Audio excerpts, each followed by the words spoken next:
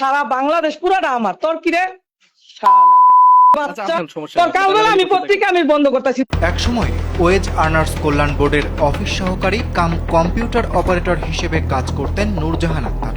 সেই চাকরির সুবাদেই তিনি রপ্ত করেন জনশক্তি রপ্তানি খাতের অন্দরমহলের কৌশল এবং গড়ে তোলেন প্রভাবশালী নেটওয়ার্ক।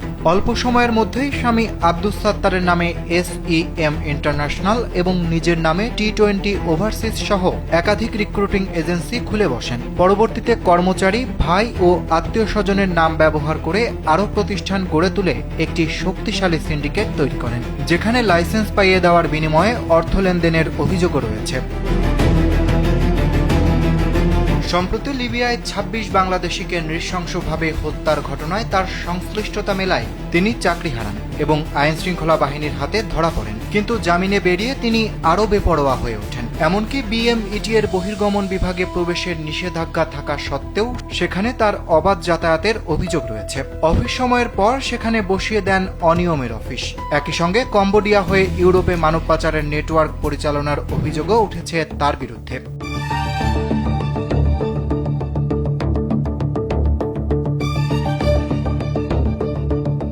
সম্প্রতি যুদ্ধবিধ্বস্ত ইরাকে ৩,০০০ কর্মী পাঠানোর অনুমোদন নেওয়ার ঘটনায় নতুন করে প্রশ্ন ওঠে। মেসার্স নাহিন ইন্টারন্যাশনালের মাধ্যমে এই অনুমোদন নেওয়া হলেও অনুসন্ধানে দেখা গেছে সংশ্লিষ্ট ডিমান্ড লেটারে উল্লিখিত বেশ কয়েকটি কোম্পানির বাস্তব অস্তিত্ব নেই। বাকের আল নূর ও আল আবরার নামে কোম্পানিগুলোর কোনো নির্ভরযোগ্য তথ্য মেলেনি।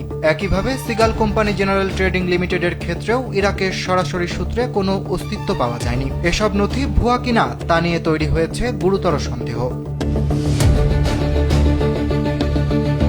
অন্যদিকে দুর্নীতি দমন কমিশন দুদকে নূরজাহান ও তার স্বামীর বিরুদ্ধে একাধিক মামলা ও অনুসন্ধান চলমান। তদন্তে ৩ কোটি টাকার বেশি জ্ঞাত আয় বহির্ভূত সম্পদের প্রমাণ পাওয়া গেছে বলেও জানা গেছে। এরই মধ্যে একাধিক মামলার চার্জশিট অনুমোদনের অপেক্ষায় রয়েছে।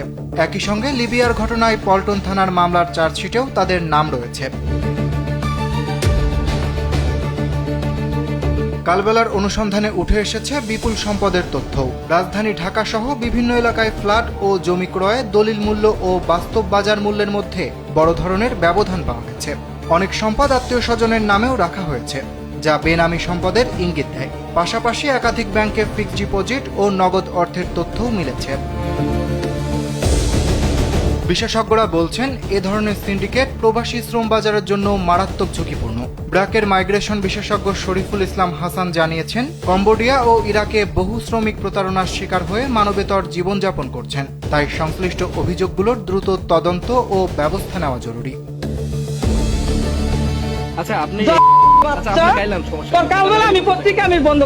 এদিকে অভিযোগের বিষয়ে কথা বলতে গেলে নূরজাহান আক্তার ডিমান্ড লেটারকে বৈধ বলে দাবি করেন এবং উল্টো প্রতিবেদককে হুমকি দেন।